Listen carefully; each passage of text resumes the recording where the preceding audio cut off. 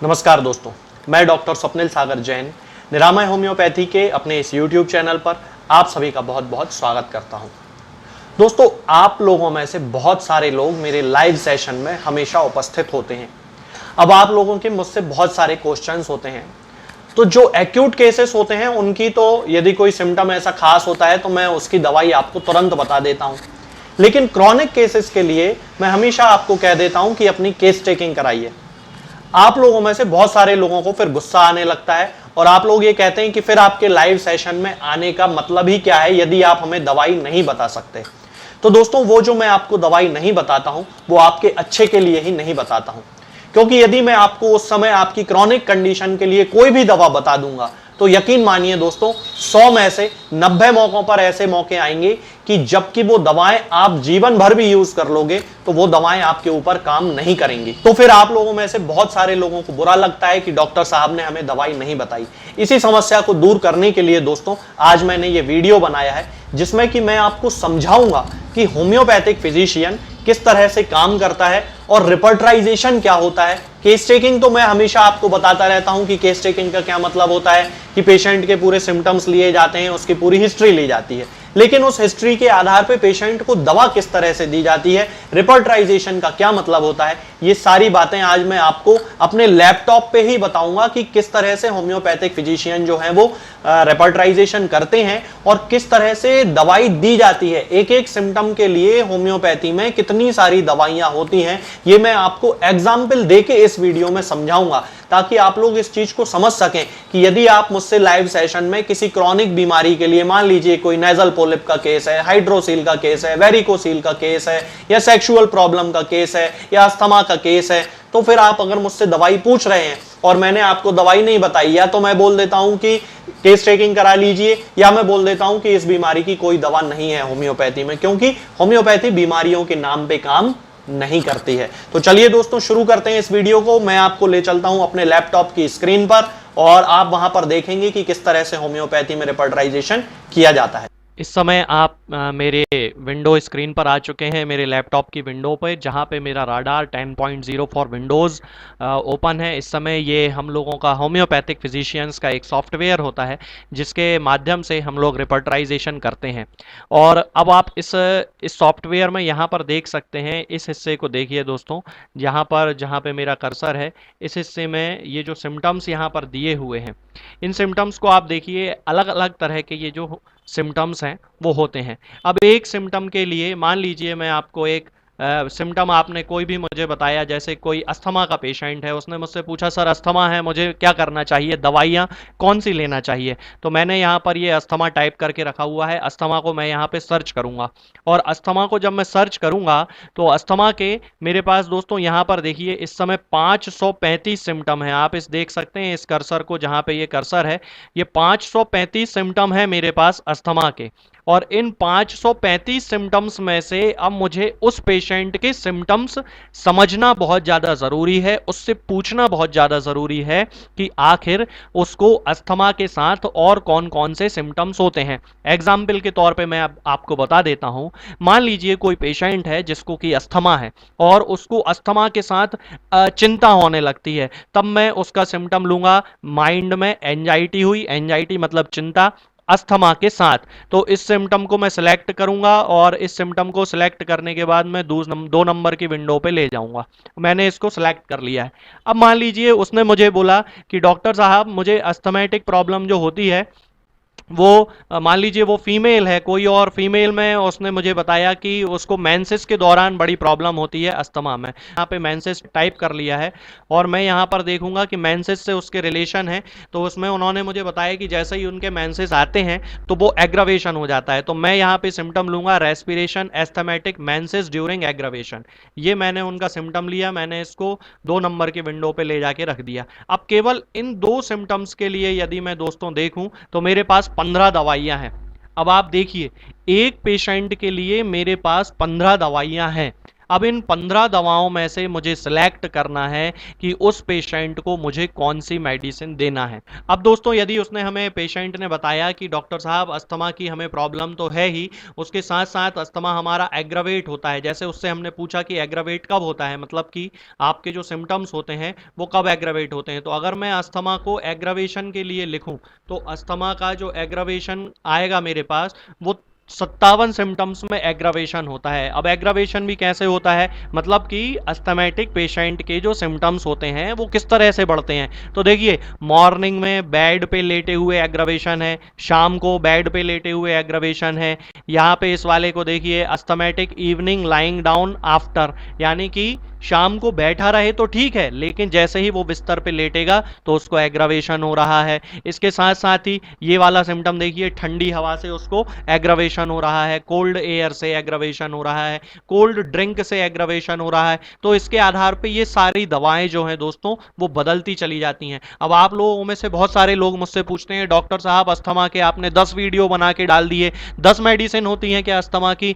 तो दोस्तों अस्थमा के लिए यदि मैं देखूं अकेला एक सिम्टम में लिख लूं अस्थमा इसमें, और मैं आपको भी बता देता हूं, अस्थमा अकेला मैं लिख लूं और सिंपल एक रेस्पिरेशन पे अकेला मैं चला जाऊं, माइंड को तो मैं लूं ही नहीं, केवल रेस्पिरेशन पे मैं चला जाऊं, तो ये देखिए दोस्तों, यहां पर आप इस समय देख सकते हैं ये रेस्पिरेशन, ये अस्थमेटिक लिखा हुआ है और इसकी मेरे पास 335 दवाइयां हैं अस्थमेटिक रेस्पिरेशन की। यानी कि यदि कोई होम्योपैथिक फिजिशियन के पास कोई पेशेंट पहुंचता है और उससे पूछता है कि उसको अस्थमा है, उसे कौन सी दवाई लेनी चाहिए, तो होम्योपैथिक फिजिशियन उसको डायरेक्ट बता ही नहीं सकता कि उसको कौन सी दवाई लेना है। तो यदि उसने होम्योपैथी पढ़ी है तो उसके पास 335 दवाइयां हैं और उन 335 दवाइयों में से ही आपको सिलेक्ट करना पड़ता है कि अस्थमा के सिम्टम्स पेशेंट में क्या क्या हो रहे हैं। अब मान लीजिए एक दूसरा केस ले लेते हैं, हाइपोथायरॉयडिज्म का केस ले लेते हैं। अब हाइपोथायरॉयडिज्म मैंने इसमें लिख लिया, पेशेंट को हाइपोथायरॉयडिज्म है, ये मैंने हाइपोथायरॉयड यहाँ पर लिख लिया है। और हाइपोथायरॉयडिज्म को मैंने जब एंटर किया तो मेरे पास अकेले हाइपोथायरॉयडिज्म के लिए जनरल्स में यदि मैं बात करूं तो मेरे पास 36 दवाइयां हैं। अब लोग मुझसे कहते हैं डॉक्टर साहब हर पेशेंट की दवाई अलग अलग क्यों होती है, तो भैया ये होम्योपैथी का नियम है कि हर पेशेंट की जो दवा होती है वो अलग अलग ही होती है, क्योंकि उसका कॉन्स्टिट्यूशन जो होता है, उसका शरीर जो होता है वो हर पेशेंट का अलग अलग होता है। तो अब मेरे पास हाइपोथायरॉयडिज्म की 36 मेडिसिन है। अब मैं आपको एक केस के माध्यम से बताता हूं कि होम्योपैथी में हम लोग रिपर्टराइजेशन कैसे करते हैं। तो मेरे पास इस समय मैंने एक केस ओपन करके रखा हुआ है, ये मेरे एक पेशेंट का केस है जिन्होंने मुझसे केस टेकिंग कराई थी। इन्होंने जब मैंने इनकी केस टेकिंग की तो मैंने इनके जो सिम्टम्स लिए वो ये थे कि पहला जो इनका सिम्टम मुझे लगा कि बहुत इंपॉर्टेंट है, जो इन्होंने मुझे बताया था कि इनके अंदर, इनके दिमाग में हेट्रेड भरी रहती है। हेट्रेड मतलब घृणा भरी रहती है लोगों के प्रति, और मतलब वो यदि कोई उनका कुछ बिगाड़ दे तो बिल्कुल वो बदला लेने के लिए ही खड़े रहते हैं। दूसरा उन्होंने मुझे सिम्टम बताया था कि वो इम्पेशेंस हैं, यानी कि इनके अंदर धैर्य बिल्कुल भी नहीं है। तीसरा जो सिम्टम इन्होंने मुझे बताया था कि ये ऑब्स्टिनेट है, यानी कि बहुत ही ज्यादा जिद्दी हैं। और चौथा जो सिम्टम इन्होंने मुझे बताया था कि ये घमंड बहुत करते हैं, अपनी इन्हें हर चीज पे घमंड है। हालांकि ये जो घमंड वाली बात है ये पेशेंट की, जब डॉक्टर से पेशेंट बात करता है तो उसमें भी समझ में आ जाती है। इसके बाद इन्होंने सपने इनके बताए थे। जब हम केस टेकिंग करते हैं तो पेशेंट्स से सपने पूछे जाते हैं कि उनको सपने किस तरह के आते हैं। तो पेशेंट जब बताता है कि हमें सपने इस तरह के आते हैं, तो इन्होंने हमें बताया था कि ये मर्डर के सपने इनको आते हैं, कि ये किसी का मर्डर कर रहे हैं। तो इस तरह के यदि किसी को सपने आते हैं तो हमें उस सिम्टम को लेना पड़ता है। और सबसे आखिर में मैंने इनका लिया था हाइपोथायरॉयडिज्म, क्योंकि ये जनरल्स में आता है। तो हाइपोथायरॉयडिज्म तो बहुत सारे लोगों को हो सकता है, लेकिन ये जो सिम्टम्स हैं ये बहुत स्पेसिफिक सिम्टम होते हैं। जहां पे इस समय आप मेरे कर्सर को देख रहे हैं, ये माइंड, हेट्रेड, रिवेंजफुल, दूसरा है इम्पेशेंस, तीसरा है ऑब्स्टिनेट, चौथा है हॉटी। तो अब आप इन सिम्टम्स के लिए देखिए, जैसे हॉटी, यदि कोई व्यक्ति, उसको ऐसा लगता है कि वो घमंडी है और डॉक्टर को ये समझ में आ रहा है कि ये बात करते समय घमंड दिखा रहा है, तो उस समय इस सिम्टम के लिए डॉक्टर के पास 135 दवाइयां होती हैं। आप इधर देख सकते हैं बड़ी आसानी से, ये 135 दवाइयां हैं दोस्तों। अब इन 135 में से पूरी 135 तो दी नहीं जा सकती, तो इसलिए 135 में से ये सिलेक्ट करना पड़ेगा कि पेशेंट के कॉन्स्टिट्यूशन से कौन सी मेडिसिन मैच कर रही है। अब इनकी जब हमने टोटलिटी ऑफ सिम्टम निकाली तो इनकी दो दवाइयां हमारे पास आई। पहली आई नेट्रम्यूर और दूसरी आई कैलकेरिया कार्ब। तो ये तो मतलब प्राइमरी मेडिसिन हो गई। अब इसके बाद इनकी लाइकोपोडियम भी सिलेक्ट हुई, नक्स वोमिका भी हुई, लेकेसिस भी हुई, सीपिया भी हुई, कार्सिनोसिन भी हुई, मर्कसॉल भी हुई, ऑरम म्यूरियाटिकम नाइट्रोनेटम भी हुई, साइलिशिया भी, सल्फर भी। इसके साथ इनकी टोटल यहाँ पर इस समय देखिए, ये नीचे मेरा कर्सर है यहाँ पर, जहां पर अभी इस समय आप देख रहे हैं, ये 409 दवाइयां सिलेक्ट हुई हैं इनकी 6 सिम्टम के लिए। मतलब आप समझिए कि केवल ये 6 सिम्टम लेने पर मेरे पास 409 दवाइयां थी।